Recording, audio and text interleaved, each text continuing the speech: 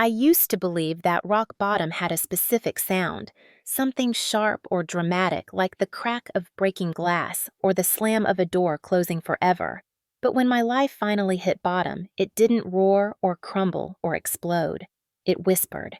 It slipped in quietly on a freezing January night in Akron, Ohio, where the wind howled down the abandoned streets and the snow piled so high along the curbs it looked like the whole city had been swallowed by ice. My apartment, a drafty two-room unit on the third floor of a building older than my grandmother would have been, flickered with unstable power. The heater coughed like an old smoker each time it tried to push warm air into the room, and the overhead light blinked every 15 seconds as if counting down to the moment it would finally give up. I held my daughter Lily against my chest, feeling the small tremors of her body as she cried. Not fussing cries, not tired cries, hungry cries, desperate cries. The kind that come from an 8-month-old who cannot understand why her bottle is empty no matter how hard she sucks at it. I kept whispering that it was okay that Mommy was here, but the truth was that nothing was okay. The truth was sitting cold and sharp inside my chest. I had known this moment was coming, but I thought I had at least another week before I faced it. The last can of Similac Sensitive Formula had run out earlier that afternoon. I stretched it longer than I should have by watering it down, something I promised myself I would never do. But promises do not matter much when your checking account shows a balance of $4.17, and the grocery store looks at you like you are stealing time itself by walking down its aisles. The refrigerator held half a jar of applesauce, 2 slices of stale bread, and a bottle of tap water. My pantry was emptier than the parking lot of the factory that laid me off 3 months ago. Downsizing, they said, though it felt a lot more like erasing. Akron used to be alive with rubber steel machine parts and shift whistles that sent workers pouring into the streets. Now it feels like a place where dreams retire early and quietly die. The snowstorm beat against the windows as if trying to break in. The power blipped again, making the shadows jump across the walls. I wrapped Lily in a blanket and held her close, breathing in the faint scent of baby shampoo still lingering in her hair. I tried to rock her, tried to hum, tried to pretend I wasn't terrified. But there comes a moment in every mother's life when fear crosses the line into action, no matter how humiliating that action is. For me, that moment arrived when I opened my phone and stared at the one contact I swore I would never need again. Ethan, my ex-husband, the man who walked out the day he learned I was pregnant saying he wasn't ready to be a father, as if readiness were a luxury people like us ever got to choose. I hadn't asked him for anything since. Not a dime, not a visit, not an apology. But Lily's cries cut through my pride like a knife sliding through thin cloth. My hands trembled as I typed the message, my breath fogging the cracked screen. Ethan, I'm sorry. I just need $40 for Lily's formula. She's out. I'll pay you back Friday. I stared at the message so long my vision blurred. The snow hit the window harder. Lily whimpered, exhausted from crying. I knew Ethan might yell or ignore me or send a lecture about responsibility wrapped in condescension. But maybe, just maybe, he would help this once. My thumb hovered. Then Lily's stomach growled against my arm, a sound that felt like someone was wringing out my heart. I pressed send. The message flew off into the darkness, and I sank onto the cold linoleum floor, pulling Lily into my lap. My knees ached. My eyes burned. The heater groaned once more before falling silent, and the room seemed to shrink around us. 5 minutes passed, then 10. Still nothing from Ethan. I wasn't surprised. Shame settled over me like the thick snow outside. I rubbed Lily's back, whispering apologies she would never remember. Then my phone buzzed. I grabbed it quickly, hope and dread tangling inside me. But the name on the screen wasn't Ethan's. It wasn't anyone I knew. The message read, I don't think this message was meant for me. My breath stopped. My heart stuttered. And just like that, without warning, my entire life shifted. For a long second, I forgot how to breathe. The message on my phone glowed in the dim kitchen, cutting through the darkness like a thin blade of light. I don't think this message was meant for me. My stomach dropped. My hands went cold even though the apartment was already freezing.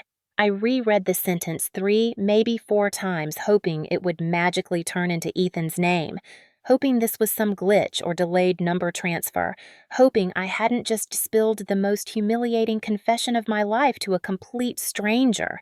But the message stayed the same.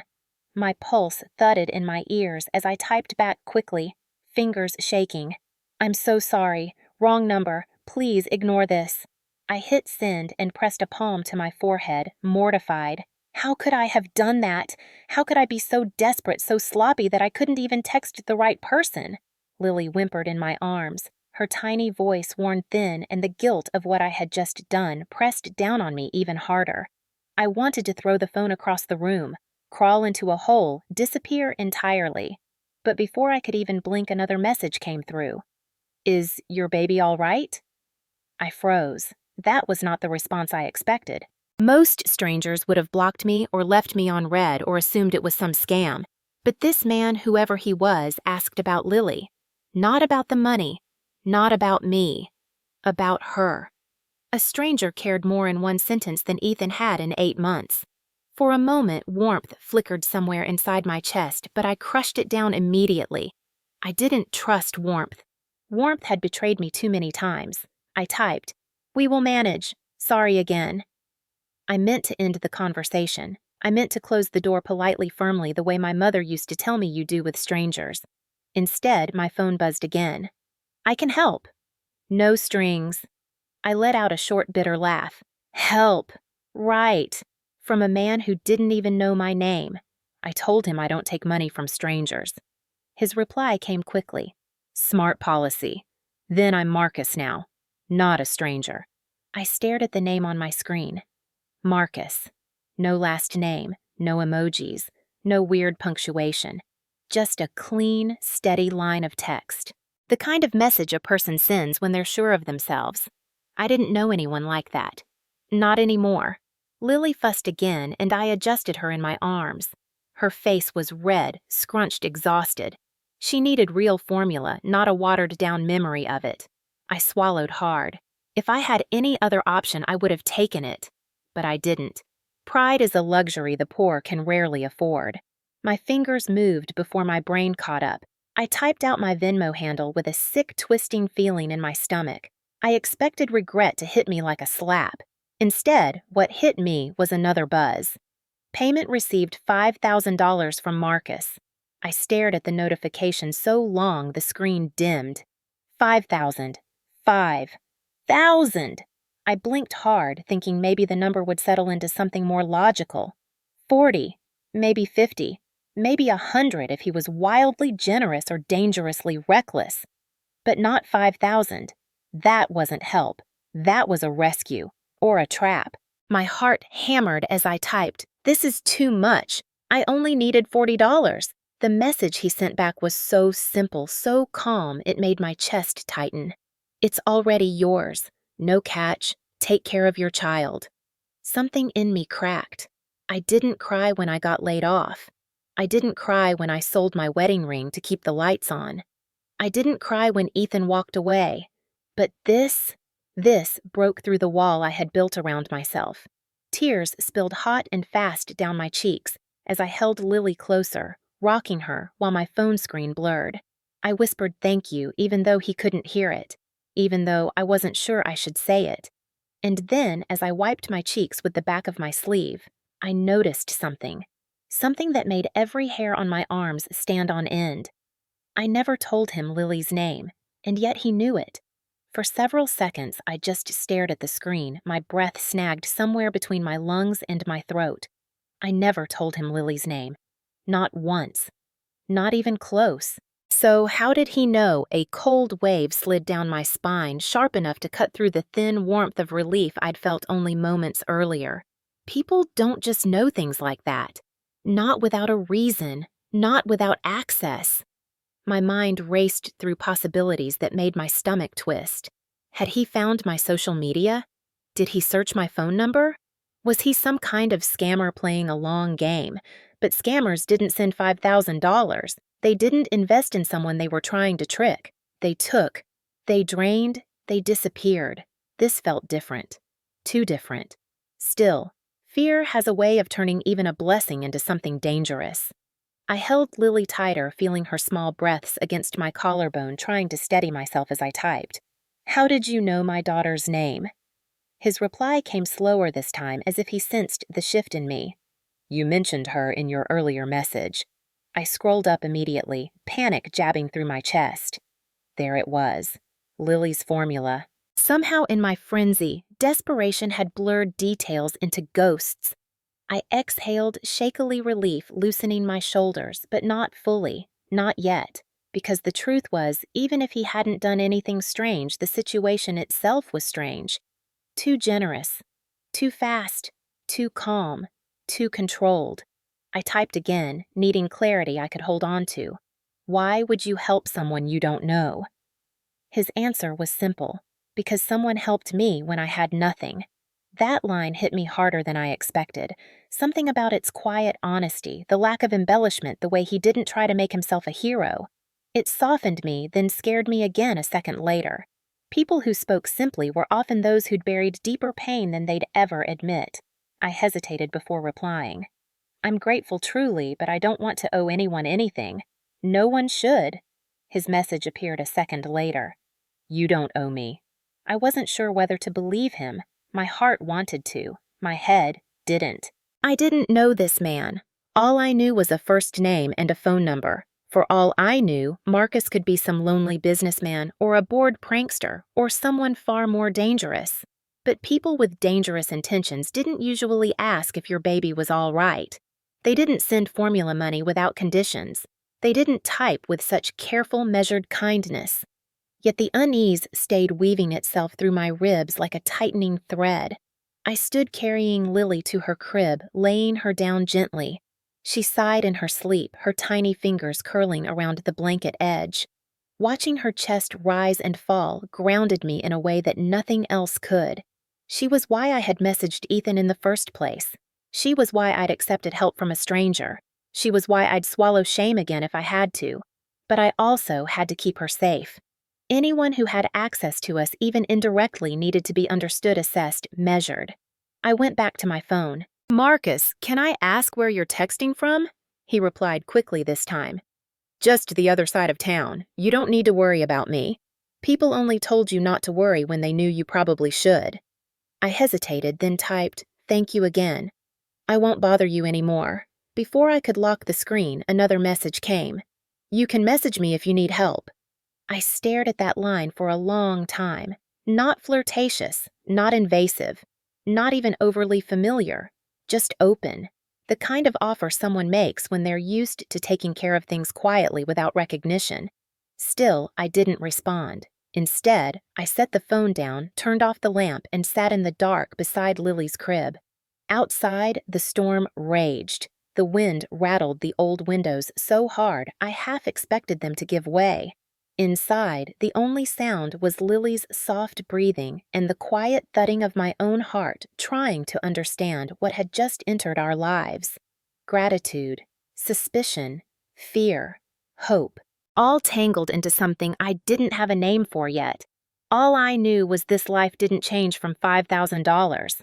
Life changed from the people who sent it, and I had no idea who Marcus really was. The next morning, I woke to a sound I wasn't used to hearing in my building. A firm knock. Not the hesitant thump of a neighbor asking for a cigarette, not the angry pounding of the landlord demanding rent, but a professional, steady knock. I froze halfway out of bed, my heart instantly sprinting. People didn't knock on my door. Not here. Not ever. Lily stirred in her crib, stretching her little arms, and I whispered for her to stay calm, even though I was anything but. I slipped on a sweater, tiptoed across the cold floor, and peeked through the peephole. A man in a delivery uniform stood in the hallway, snow-dusting his shoulders, holding a handheld scanner and glancing down at a clipboard. For a moment, confusion eclipsed my fear. I hadn't ordered anything. I couldn't afford anything. The most recent package I'd received was a bulk box of diapers my sister mailed 3 months ago. I opened the door a few inches. "Yes. Delivery for Elena Brooks." His voice was brisk, polite, like this was nothing unusual. My stomach tightened. "That's me." He gestured toward the stairwell. 4 boxes. I'll bring them up." 4. My mind couldn't even process the number before he disappeared downstairs. When he returned, he was carrying a box the size of a microwave, then another, then a third, and fourth. He stacked them by my door, each one sealed with thick brown tape, each one heavier than anything I had received in years. I signed the electronic pad with a hand that didn't feel like mine, murmured thank you, and closed the door before the cold could follow him in. For a moment, I just stared at the boxes, afraid to touch them, afraid they'd disappear, afraid they wouldn't. The return labels were blank except for my address. No company name, no sender. My pulse stuttered. There was only one person who could have done this. Marcus. I knelt beside the biggest box and tore the tape open with trembling fingers. The scent of cardboard and plastic hit me first. Then the sight made my throat go tight. Inside were cans of Similac Sensitive. Not one, not two, at least 12. Enough for months. Enough to make sure Lily would never go hungry again. I covered my mouth, breathing through the gasp. I couldn't stop, then reached for the second box. Diapers. Premium Pampers packs I'd only ever seen stacked neatly in the carts of women who never had to check the price tag. The third box held Bottles Wipes' tiny onesies still folded perfectly with soft pastel prints and a warm fleece sleep sack Lily could use for winter nights. The fourth box took me the longest to open because by then my hands wouldn't steady. It wasn't formula or clothes. It was things I hadn't even dared to want. A baby carrier, a winter coat for Lily, a soft blanket with embroidered stars, and beneath all of it an envelope. My name was written on the front in sharp, clean handwriting. I slid a finger under the flap, unfolded the card inside, and read the message. No child should ever go hungry. M. That was it. No instructions. No guilt. No expectations. Just those 8 words. I sank onto the floor, surrounded by more supplies than I had seen since my baby shower, and let the emotion hit me like a sudden storm. This wasn't kindness. This was generosity on a scale I didn't know how to accept. It felt impossible, unrealistic, almost dangerous. Who did something like this? Why for me? Why for Lily? I wanted to call Marcus to ask him why, to tell him he didn't have to do this. But another part of me feared asking anything at all. What if this was a mistake? What if he sent them to the wrong person? What if he expected something later? People don't help without wanting something. That is what life had taught me.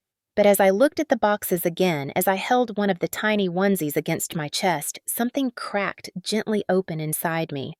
Maybe not everyone wanted something. Maybe some people just refused to let a baby starve. I didn't know which truth was real yet. But I knew one thing. Whoever Marcus was, he had just changed the trajectory of my life in a way I couldn't even begin to understand. For the rest of the morning, I moved through my apartment like I was walking underwater, slow and unsure, every sound muffled beneath the weight of what had just happened. The boxes were still sitting in the living room, towering over Lily's playmat like small monuments to a kindness I did not understand. I fed her a full bottle for the first time in days, watching her eyelids droop with the satisfaction only a well-fed baby knows. I should have felt relief. I did somewhere deep down, but layered over, it was something sharper, something that made me pace the kitchen even after Lily fell asleep in her crib. I needed to know who Marcus was. Not the version he texted, the real one. Men like him did not just appear out of nowhere with $5,000 and 4 boxes of supplies. There was a story behind him, a life, a reason. And until I understood that the gifts felt less like generosity and more like a rope, I wasn't sure I wanted to hold. I grabbed my phone and opened our message thread again, scrolling carefully. His texting style was clipped precise. The kind of writing someone uses when they make decisions all day and don't waste time on unnecessary words. I copied his number and pasted it into a search bar. Nothing. Not a name. Not a city, no social media, just blank results that made him feel even more mysterious. Most people leave digital shadows everywhere. Marcus left none. That alone told me he was someone with either an unusual amount of privacy or an unusual need for it. I tried a reverse lookup site, one of those cheap ones filled with outdated public records and half-accurate listings. After a long loading bar, a result popped up. Phone line registered to Hale Properties. My breath caught. Hale. I knew that name. Everyone in Ohio did. Hale Biotech was one of the state's biggest employers, a massive research and medical technology company headquartered near Columbus. They were constantly in the news for breakthrough patents, clinical solutions, and billion-dollar acquisitions. I stared at the name again. Hale. Could he be an employee? A manager. Something more. My curiosity grew claws. I typed Hale Biotech leadership into the search bar. A list of executives appeared. Scientists, engineers, CFO, COO, legal counsel. And then I saw him. Marcus Hale, CEO of Hale Biotech. My brain stopped. Completely stopped. His photo was small, grainy, the kind companies use when their executives refuse publicity. Dark hair, strong jaw, eyes that didn't smile. A man who looked like he carried more weight than anyone around him realized. A man who didn't look back at the camera as if already thinking 10 steps ahead. I clicked the image. The article beneath it described him as a private billionaire valued at $12.4 billion, a pioneer in medical technology, a strategic mind, a widower. My eyes snagged on that word. Widower.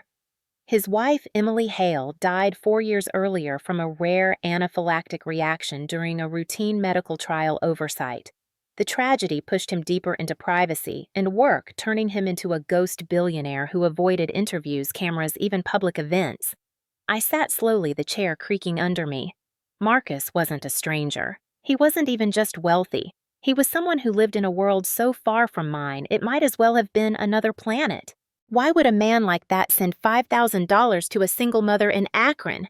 Why would he buy formula and diapers and tiny pink onesies for a baby he had never met? Why reply at all? I stared at his picture longer than I meant to, my chest tightening with a strange ache. He didn't look soft. He looked like someone who had built walls so high no one could climb them, someone who had been through something deep enough to carve out pieces of him. I didn't know if that made him more dangerous or more human. My phone buzzed suddenly. A new message from him. Did the delivery arrive? I swallowed. Yes. But, Marcus, why are you helping me? The answer came after a pause long enough to make my heart stumble. Because once someone helped me when I had nothing. I read that sentence again and again, trying to imagine a world in which a billionaire once had nothing. Trying to understand the man behind the message. Trying and failing to push down the growing sense that this was no longer a coincidence. Somehow, for reasons I didn't understand, our lives had crossed, and nothing about it felt accidental. I didn't expect to hear from him again after that last message. I thought the conversation would fade out naturally, the way unexpected kindness sometimes does, leaving only a warm afterglow and a story you barely believe happened to you. But the next evening, as Lily slept on my chest and the snow outside dulled the world into a muffled hush, my phone buzzed with a message that made my heart jump. Elena, can I ask what you did before the layoff?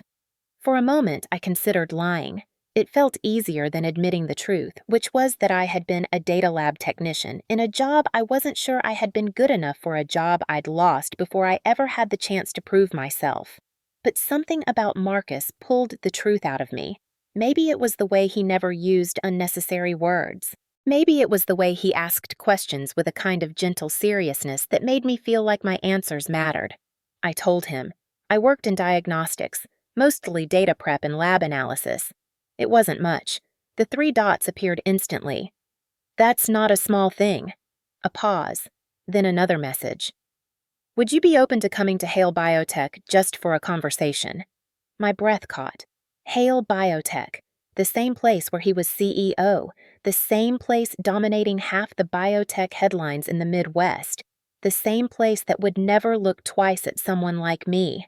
I typed slowly. Marcus, I don't think I belong in a place like that. His reply came almost too quickly. Everyone belongs somewhere. Let me know if noon tomorrow works. I stared at the screen like it might burst into flames. Did he really expect me to just show up? I didn't even have a babysitter. My car barely started in cold weather. My clothes were thrift store finds shoved into a laundry basket. Noon might as well have been the moon. But Lily whimpered in her sleep, then curling her tiny fingers around the collar of my shirt, and something inside me shifted. If there was even the slightest chance that this conversation could change our lives, I had to take it. I typed back, "I'll be there." The next morning was a frantic blur. I borrowed a neighbor's jumper cables to wake up my stubborn car, packed Lily's diaper bag twice, because I kept forgetting something and tried brushing my hair into something that didn't scream exhausted single mother running on fear and cheap coffee. My hands shook the whole drive to Columbus.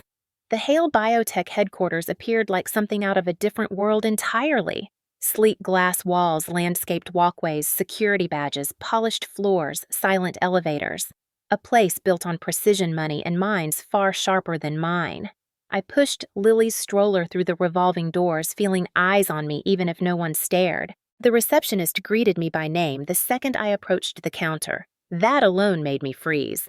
"Good morning, Ms. Brooks. You're expected." Expected. The word hit me in the chest. She handed me a temporary badge with my name printed cleanly beneath a barcode, then directed me to the 34th floor where Marcus's chief of staff would meet me.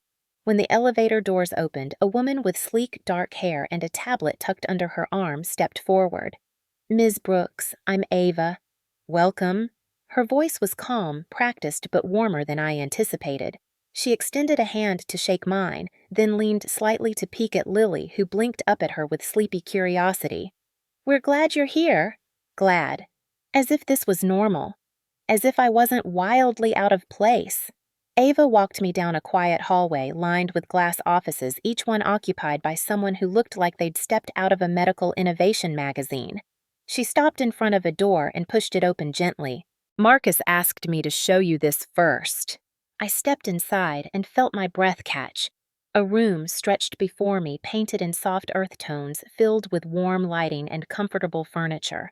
Not an office, a family suite. A small crib in the corner, a rocking chair, a stocked diaper station, a bottle warmer, even a soft rug with woodland animals printed on it. Lily cooed from her stroller as if sensing the comfort instantly. I felt my throat tighten. Why would he do this? Ava's expression softened in a way that made her look momentarily less executive and more human. Because he knows how hard it is to walk into a room where no one expects you to belong. I swallowed hard, blinking against the sting forming behind my eyes. For a long moment, I just stood there, letting the warmth of the room settle into the coldest parts of me. This wasn't charity. This wasn't pity. This was thoughtfulness. Consideration. Someone had paid attention. Someone had seen me. And I hadn't even met him in person yet. "When you're ready," Ava said gently, "Marcus will meet you down the hall." Ready. I didn't know if I had been ready for anything in years. But I nodded anyway because ready or not, something had shifted. And I could feel it, the path of my life once frozen and unmoving, like the snowstorm outside was beginning to thaw. I don't know how long I stood outside the conference room door, my hand hovering just inches from the handle, my heart thudding loud enough that I wondered if the whole hallway could hear it. It felt surreal to stand there, not because the building was impressive or the moment was important, but because only a week earlier I was watering down Lily's formula and praying the lights would stay on. Now I was about to meet the man who had rewritten the trajectory of my life with a single misdirected text message. Ava gave me an encouraging nod before stepping aside. "Take your time," she said, though I knew she and probably half the floor could hear the fear rattling inside me. I took a steadying breath, pushed the door open, and stepped inside. The room was sunlit and quiet, large windows stretching across the far wall, casting light over a long table and minimalist decor. And there he was. Marcus Hale stood with his back to me, looking out over the skyline as if the city itself were something he was analyzing, breaking apart, understanding piece by piece. Even from behind, he carried a kind of gravity, the stillness of a man who knew how to command a room without ever raising his voice. When he turned, it felt like the air in the room shifted. He looked exactly like the photograph I had seen, yet somehow more human and more distant at the same time. His dark hair was slightly mussed, as though he had run a hand through it during a long meeting. His button-down shirt was rolled neatly at the sleeves, revealing forearms marked with faint lines, the kind that come from years of hands-on work before a life of boardrooms. But it was his eyes that struck me most. Sharp, observant, and heavy with something I couldn't name. Not cold, not warm. Something in between. Something tired. Something searching. Elena Brooks. He said my name, landing with unexpected gentleness in the thick quiet. Thank you for coming. His voice was low, steady, and carried the weight of someone who rarely wasted words. I nodded suddenly, hyper-aware of Lily in her stroller behind me. Thank you for everything. I managed, though the word everything felt too small to contain formula and diapers and $5,000 and an invitation into a world I never imagined stepping into. He gestured to a chair. Please sit. I eased into it, hands clasped tightly in my lap. I felt like a guest in a life I didn't deserve, to be part of a trespasser in a world built for people whose degrees hung in frames instead of being crumpled inside storage bins. Marcus sat across from me, posture straight but not rigid, his gaze steady enough to make me feel like he was seeing more than I meant to show. I don't want you to feel uncomfortable, he said. This isn't an interview, this is a conversation. I let out a breath I didn't realize I'd been holding. Still, I felt the need to explain myself. I know I don't belong in a place like this. I'm just a mother who… He lifted a hand slightly, not to silence me, but to steady the air between us. You belong wherever your mind is capable of taking you. I wasn't sure how to respond to that. Compliments from strangers always felt like passing storms gone before you can believe in them. But something in his tone made his words feel grounded, factual, not sentimental. He leaned back slightly, studying me. I looked over your background, he said. Not your records, just what you told me. Diagnostics data prep lab analysis. That is not insignificant. I swallowed. It didn't feel like enough. I lost that job before I could prove myself. You raised a child alone while trying to keep your home warm, he replied. That proves more than any job description. A warmth crept into my chest, unwelcome but comforting. I didn't want him to see how deeply his words landed, so I cleared my throat and changed the subject. Why bring me here, Marcus? You don't even know me. His expression shifted barely, but enough that I noticed the flicker of something deeper beneath the surface. I know what it feels like to stand where you're standing, he said. To have the skills, the drive, the mind, but not the opportunity. His eyes dropped to the table briefly, and for a moment the controlled CEO facade cracked just enough to reveal something raw beneath it.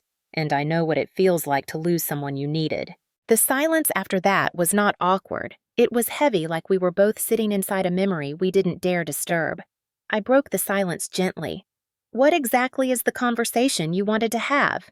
He reached into a folder and slid a single sheet of paper toward me. A temporary position, he said. Compliance data analysis. 3 months. Flexible hours, remote optional. I stared at the offer as if it were written in another language. My throat tightened. Are you offering me a job?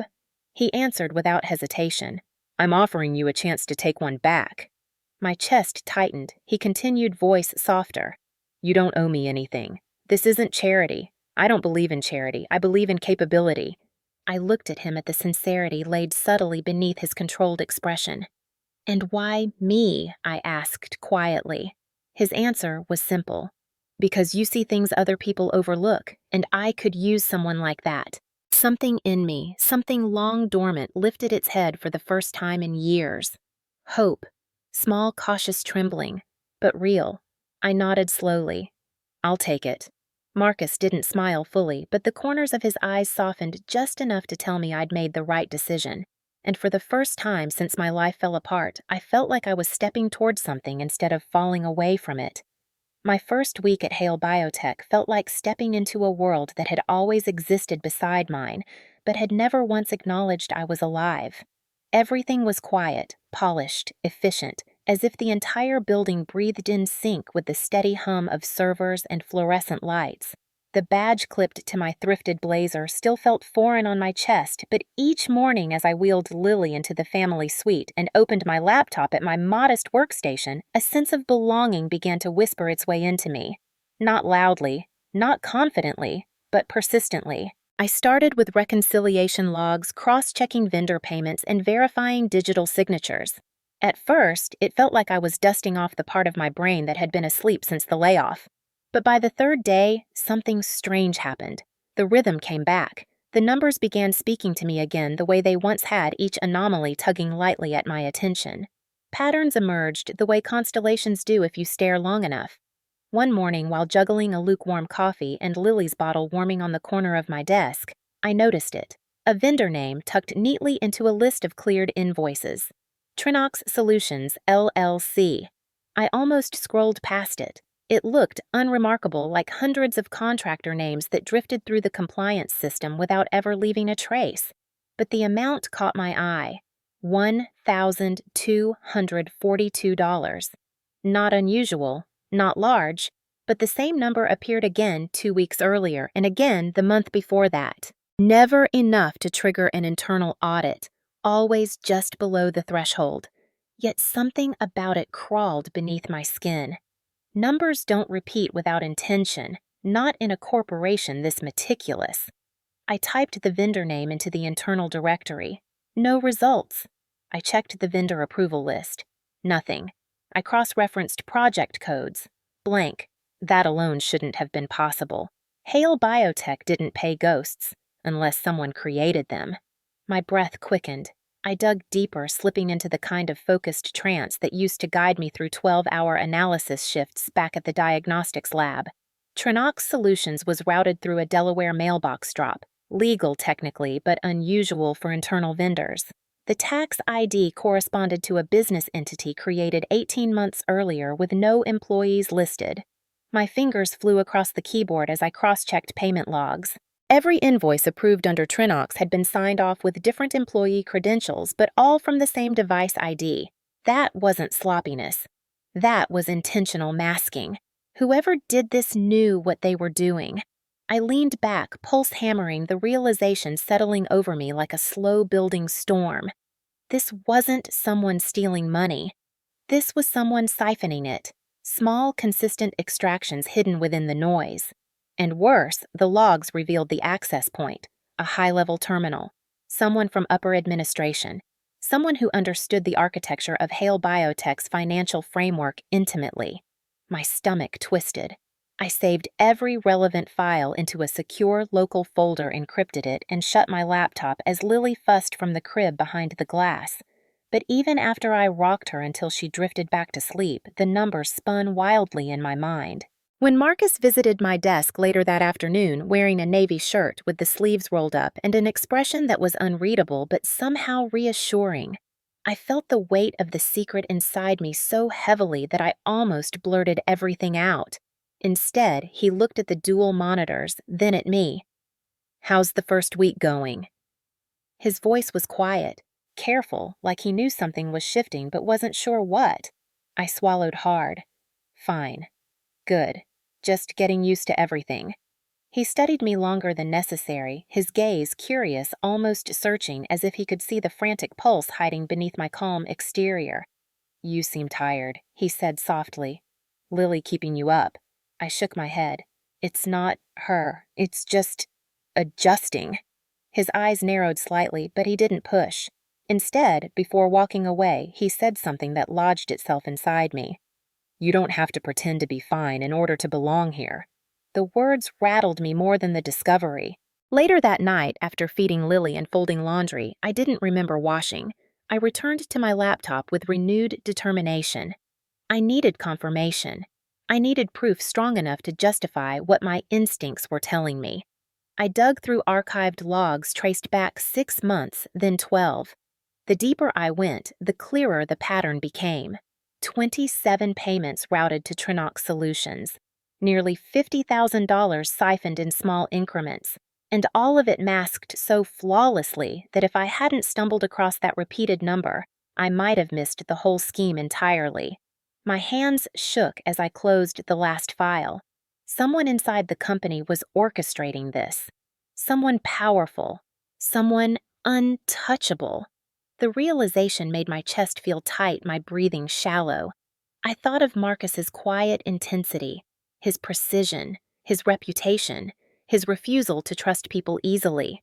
Had he suspected something like this already? Was this why he brought me here, to find something no one else had been willing or able to see? The thought terrified me, not because I didn't want to help him, but because the gravity of the situation was sinking in fast. This wasn't a misfiled invoice or a lazy accounting error. This was corruption. This was betrayal at the highest level, and I, a single mother with borrowed clothes and a badge that still felt temporary, had just uncovered the first threads of a web I wasn't sure I was ready to touch. The next morning, I walked into Marcus's office without knocking. He looked up immediately, and when our eyes met, he seemed to know. "You found something, didn't you?" I nodded, my throat dry. "Yes, and I don't think anyone else knows about it." Marcus didn't tell me to sit. He didn't look away. He simply watched me with that sharp, unreadable stillness of his, the one that made it feel like he could see past my skin and into whatever truth I was trying to hold together. When I finally laid my laptop on his desk and opened the encrypted folder, the air in the room seemed to tighten. His jaw flexed once, just barely, when he saw the vendor logs. "How long has this been happening?" he asked, his voice lower than usual, more controlled, more dangerous in its restraint. 18 months, I whispered. Maybe longer if the earliest files were purged. He exhaled slowly, and something heavy sank behind his eyes. I had suspected, but not this. The word suspected clung to me.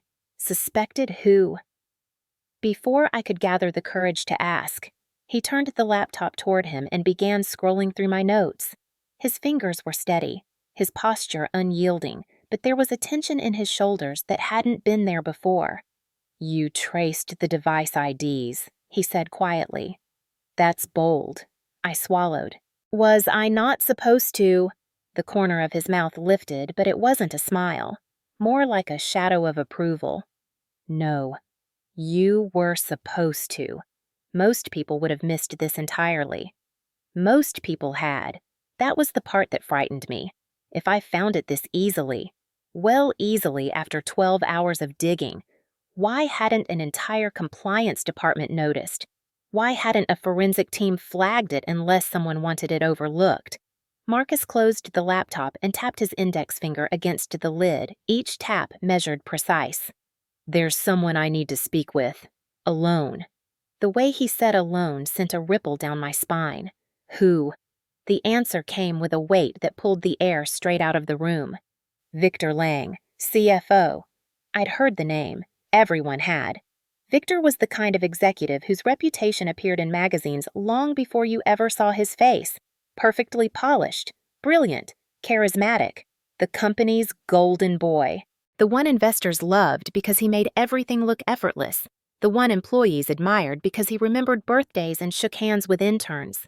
The one whose smile you trusted even when you didn't understand half the financial jargon coming out of his mouth.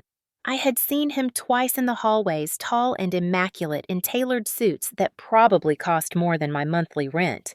He walked like a man who expected the world to make space for him. Marcus stood and straightened his sleeves. "Stay near your desk. Don't tell anyone what you found. Not even Ava." My stomach nodded. "Marcus, be careful." His expression softened by a fraction, something pained flickering through it. "I always am." Then he left. The door shut behind him with a quiet finality that made my pulse quicken. I went back to my workstation, hands trembling slightly as I opened a random spreadsheet to look busy. But I couldn't focus. Every cell on the screen blurred into static. A few minutes later, my monitor flickered. Then a camera feed appeared in a small window on the bottom right corner. At first, I panicked, thinking I had triggered something by accident, but then I saw the text label on the feed, Executive Conference Room 12A. The room Marcus was in. He must have sent it to me. A silent witness. A backup. Or maybe he just wanted someone to know if things went wrong. My breath froze as Victor Lang entered the room. He carried confidence like a tailored accessory, crisp shirt sleeves, flawless posture, a smile that could charm shareholders into signing million-dollar deals without reading the fine print. Marcus stood across from him, arms crossed, expression flat as steel. Victor glanced around the room before saying lightly, "You asked for me." Marcus didn't waste time. "What is Trinox Solutions?" Victor's smile didn't falter, but something in his eyes flickered. "I'm sorry. A vendor," Marcus continued. "Payments routed through your department. Predictable intervals, identical amounts, below audit thresholds." Victor's silence was brief, then he laughed softly, the practiced kind of laugh people use when they want to appear harmless. Marcus, we have hundreds of micro vendors. Nothing unusual there. Marcus leaned forward slightly. You approved them. All 27 invoices. Same device ID. I watched Victor's jaw tick the slightest betrayal of nerves. Marcus's voice lowered. Don't insult me by pretending you don't know what I'm talking about. The shift was immediate. Victor's posture straightened. The friendliness evaporated. His eyes sharpened into something colder, slicker, more predatory. And then he said the sentence that would haunt me. You brought her into this. My blood turned to ice. He didn't say her name, but I knew he meant me. Marcus didn't move, but the room itself seemed to tilt around him. Explain, he said. Victor's lips curled. A single mother with a crying baby, easy to manipulate, easy to blame, easy to discredit. A perfect fall guy if this whole situation got messy. My hands clamped the edge of my desk so hard my knuckles whitened. He had been watching me. He knew about Lily. He had plans for me. Victor stepped closer to Marcus, lowering his voice. You think you're protecting her, but she makes you vulnerable. Everyone sees it. And vulnerability, Marcus, is expensive. The air in the conference room shifted cold and dangerous. Marcus didn't flinch. You shouldn't have touched her. His voice was quiet, controlled, deadly. For the first time, Victor's confidence cracked. He took a step back, but Marcus kept coming. This ends now. Victor's glare was venomous. You have no proof. No one will believe her. She's nothing here. She's nobody. Something inside me broke hearing those words. But then Marcus said something that stitched me back together in an instant. She's not nobody. She's the one who found you, and I trust her more than I've ever trusted you. The camera feed cut abruptly. I sat frozen in my chair, pulse pounding, the weight of everything settling over me like a collapsing world. Victor wasn't just corrupt, he was dangerous. And now he knew exactly who I was. The moment the camera feed went black, a cold ripple spread through my chest, the kind that tells you a line has been crossed and nothing about your life will ever return to its previous shape. I stared at the blank monitor, my breath shallow, my heart thudding so loudly, I was sure people walking by could hear it. Victor Lang knew who I was. He knew about Lily. He had spoken about me like I was a disposable tool, a pawn, a convenient nobody to shove into the dirt when the walls closed in on him. And somehow, that was the moment everything clicked inside me. Fear didn't swallow me. It hardened. It rooted. It sharpened. But clarity didn't last long because my phone buzzed a second later with a text from Marcus. Come to my office. Now. My legs felt unsteady as I stood pushing Lily's stroller toward the elevator with trembling hands. The doors slid closed, and I saw my reflection in the mirrored wall, pale, shaken, but stronger than the terrified woman who had walked into this building days ago. When the elevator opened on the executive floor, Ava was already waiting. Her expression, usually unreadable and polished, showed the slightest crease of worry. "He's in there," she said softly. "He's calm, but be prepared." That warning echoed in me as I entered the office. Marcus stood by the window, hands braced on the edge of the table, staring down at the city below. When he turned to me, the quiet steel in his eyes made the air feel colder. "Elena." He said, his voice low. "Sit." I did. He didn't sit. He paced once the tension coiled in his posture unmistakable. "I saw your face when the camera cut," he said. "You're scared." I swallowed. Of course I'm scared. He knows who I am. He knows about Lily. Marcus lifted a hand sharply, not because he wanted me silent, but because he needed a moment to gather the storm inside him. "You're not alone in this," he said firmly. "Not anymore." The certainty in his voice rattled me. I hadn't realized how long it had been since someone said something like that to me. Then he moved to his desk and picked up a phone I had never seen him use before, a secured line encased in a matte black shell. He dialed a number from memory. "Keller, I need you in my office. Now." The way he said the name made something tighten low in my stomach. Minutes later, the door opened and a compact man in his 50s entered, carrying a battered leather briefcase and wearing glasses that seemed perpetually on the brink of slipping down his nose. He nodded at Marcus, then glanced at me with measured curiosity. "This is Keller Reed," Marcus said. "Forensic accountant. The best. The kind of man people bring in when they don't want the truth buried." Keller set his briefcase on the table and opened it without a word. Marcus gestured to me. "Tell him everything." I explained it all. The payments, the vendor shell, the device ID, the incremental siphoning. Victor's words, Victor's threat. Keller listened without blinking, as if absorbing each detail into some vast internal map already forming behind his eyes. When I finished, he simply said, "Show me the files." I transferred the encrypted folder to a secure drive he carried. He clicked through the documents, nodding occasionally. After several minutes, he closed the laptop. "It's solid," he said. "It's clean. It's deliberate. And it's enough to bring him down." My breath hitched, a mix of relief and terror colliding inside me. But Keller wasn't finished. He looked at Marcus. "She needs protection. Victor has reach, influence, connections. If he feels cornered," Marcus answered before he could finish, "I won't let anything happen to her." The intensity in his voice startled even Keller. He held Marcus's gaze for a beat, then nodded. "Understood." The next hours unfolded like a blur of controlled chaos. Keller began building a forensic timeline, cross-matching vendor payments with internal access logs. Marcus coordinated with a private third-party security team, speaking in clipped, quiet tones that made it clear this wasn't the first time he'd had to wage a private war inside his own company. Meanwhile, I combed through additional data, completely submerged in a storm I never could have imagined myself in. But everything changed that afternoon when Victor struck back. An email hit the internal network, a complaint filed against me. Anonymous but obviously orchestrated, it accused me of falsifying documents, tampering with vendor logs, exploiting connections with upper management for personal gain, the kind of accusations that could ruin a career before it ever started. My body went cold as I read it. I felt Lily stir in her stroller beside me and my hands began to shake. If the wrong department saw this before Marcus did, if compliance flagged it, if internal audit opened an inquiry, my name would be dragged through mud so deep I'd never climb out. Panic rose in my chest, sharp and blinding. I stood so abruptly, the chair scraped the floor. Ava appeared in the doorway like she'd been waiting.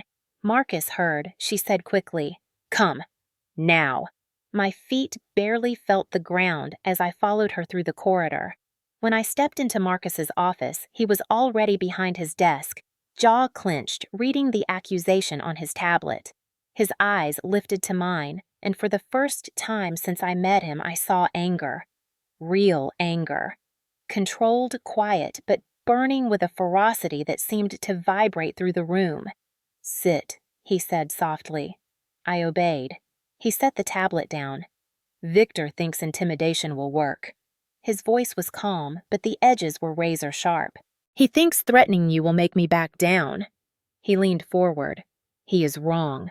I swallowed my throat tight. "Marcus, he could ruin me." He met my eyes and his voice dropped to something low and certain. "He won't, not while I breathe." The conviction in those words hit me so hard it felt like my ribs shifted. Keller entered a moment later holding new documents. "The Attorney General's office will need this soon," he said. "We have enough evidence to start moving." Marcus nodded once, decisive. "Then let's finish this." For the first time in my life, I wasn't fighting alone. And for the first time, justice felt possible. By the next morning, the air inside Hale Biotech felt charged, like the building itself knew something irreversible was coming. I woke in the safe apartment Marcus had arranged Lily asleep on my chest, and for a moment, I let myself imagine a normal day, one where I wasn't entangled in a corporate war against a man who'd spent years stepping on people like me. But reality broke through the moment I checked my phone. Keller had sent a single message. "It's time. Report delivered to the Attorney General. Expect movement." My stomach flipped, a blend of fear, adrenaline, and a strange rising hope I hadn't allowed myself to feel in years. I dressed quickly, bundled Lily into her car seat, and drove to Hale Biotech with hands that trembled only a little. When I entered the family suite upstairs, Ava was already waiting calm but visibly bracing for impact. "He'll call you when it's time," she said. "Until then, stay here." I nodded, though my pulse drummed so loudly it was hard to breathe. Minutes stretched like hours. Then my phone buzzed. It was Marcus. "Conference room A. Now. Bring nothing. Leave Lily with Ava." My legs felt weightless as I followed the hallway toward the glass-walled room I'd watched through security feeds just days before. The door was closed, but the tension pressing from underneath it was almost physical. When I stepped inside, the world seemed to narrow to a single moment. Victor Lang was already seated at the table, jaw-tight eyes sharp with a fury he wasn't bothering to hide. Two security officers stood near the door. At the head of the table, calm as if he'd been preparing for this confrontation his entire life, was Marcus. He didn't look at Victor. He looked at me. "Elena, sit." I sat beside him, keeping my gaze forward, though every nerve in my body screamed with awareness. Victor leaned back, a smug, venomous smile pulling at his mouth. "So this is the little accountant who started all this," he said. I didn't answer, because before I could speak, Marcus did. "You won't address her again." The authority in his voice cut the air cleanly. Victor scoffed. "Really? After today, you won't be able to tell anyone what to do." Marcus didn't react. Instead, he tapped the folder in front of him. "Inside this are the findings from a third-party forensic review. Irrefutable evidence linking your credentials and your authorizations to 6 separate shell vendors." Victor's smile faltered, but only slightly. "Oh, please," he said. "Anyone could have forged that." "Not according to the Attorney General," Marcus replied evenly. "They received the full file at 7:14 a.m. today." A flicker of panic crossed Victor's face, a tiny crack, but it was enough to tell me Keller had been right. People like Victor crumble the moment they realize the weapons they relied on no longer frighten anyone. "You think you're some kind of hero," Victor spat. "You think taking me down is going to save this company?" Marcus didn't blink. "No. I think taking you down will stop you from bleeding it dry." He nodded to security. "Badge? Now." Victor froze. "You're suspending me," Marcus replied. "No. I'm removing you effective immediately. Your access has already been revoked." The officer stepped forward. Victor's composure snapped, his face twisting with rage. "This place will fall without me. You're incompetent, Hale. You're all incompetent, and you." He pointed at me, his voice cracking. "You think this saves you? You're nothing. A nobody." A charity case who lucked into Marcus slammed his hand on the table, the sound echoing like a gunshot. "Don't finish that sentence." Victor inhaled sharply, but the fire in him sputtered, because he finally understood. He'd lost. Completely. Permanently. Security took him by the arms, guiding him toward the door. As he was escorted out, he threw one last glance over his shoulder. "This isn't over," Marcus answered. "Yes, it is." The door shut behind him, sealing the moment like a chapter closing in a book I never meant to write. My hands were trembling, my breath shaky, and when I looked at Marcus, I saw something in his expression I hadn't seen before. Relief, and something softer underneath it. "You did this," he said quietly. His voice wasn't triumphant, it was grateful. "You saw the truth. You refused to look away." For a long moment, I couldn't speak. Everything inside me felt too full: fear, release, disbelief, pride. I had spent years feeling invisible, dismissed, small, and today I had helped take down a man who had used his power to hurt people like me. For the first time, I felt like I wasn't standing at the bottom of life looking up. I had climbed, and I wasn't done climbing. After Victor was escorted out of the building, I stayed seated for a long moment, feeling the tremor in my fingers slowly fade into something steadier, something that almost felt like strength. I had walked into Hale Biotech terrified, unsure, clutching my child and praying for a chance to survive, but now, sitting in the quiet aftermath of a battle I never imagined fighting, I felt a shift inside me. A quiet but profound rearranging of who I thought I was. Marcus stood near the window, shoulders tense, head bowed slightly as if letting the weight of months finally slip from his spine. When he turned towards me, I saw gentleness in his expression, a softness he rarely let anyone witness. "Come with me," he said quietly. He led me back to the family suite, the warm room where Lily had taken her first peaceful nap in a corporate building that once intimidated me to my core. When I stepped in, Lily looked up from her playmat, gurgling happily, completely unaware that her mother had just helped bring down one of the most powerful men in the company. I lifted her into my arms, and when her tiny fingers curled around my shirt, something in my chest loosened. For the first time in years, I felt whole. Marcus watched us from the doorway, his voice softer than I had ever heard it. "You fought for her," he said, "and for yourself. You should be proud." I looked at him, unsure how to respond, unsure how to carry this new version of myself. "I'm still just trying to stand on my own 2 feet," I whispered. He shook his head. "No, you're standing. You've been standing since the moment you walked in with nothing but determination and a baby who depended on you." I didn't expect emotion to rise in my throat so suddenly, but it did, warm and sharp and overwhelming. Before I could speak, he reached into his jacket and pulled out a small envelope. "This is for you," he said. "No pressure, no expectations, just possibility."